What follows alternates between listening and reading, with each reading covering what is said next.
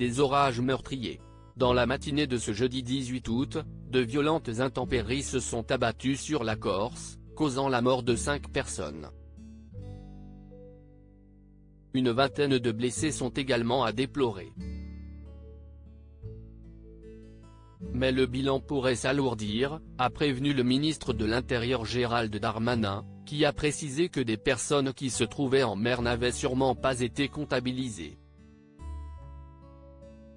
Ce dernier s'est toutefois félicité des moyens employés par l'État pour lutter face à la catastrophe, notamment la mise en place d'une évacuation d'urgence dans certains campings de la région. Mais tout le monde ne semble pas être du même avis que Gérald Darmanin.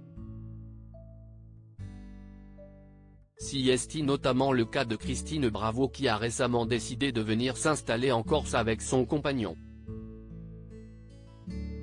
Sur son compte Instagram, l'animatrice a ainsi publié des clichés des orages survenus sur l'île de Beauté, et en a profité pour pousser un coup de gueule, estimant que la situation aurait pu être bien mieux gérée.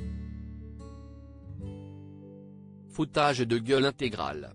Je commence à piger que la Corse n'est pas vraiment une priorité pour nos gouvernants. À 8h du mat, ça faisait déjà un bon moment que ça soufflait en baleinier.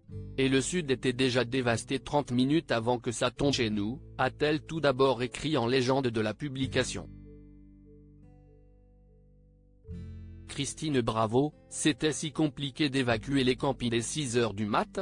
La grande amie de Laurent Ruquier a également assuré que la France pourrait prendre exemple sur d'autres pays en matière de gestion de crise. C'était si compliqué d'évacuer les campings dès 6h du mat? De prévenir les gens afin qu'ils restent chez eux? À quoi servent les satellites, J'ai vécu 6 ouragans terribles au Mexique. Pays dit sous-développé. On était prévenu 48 heures avant.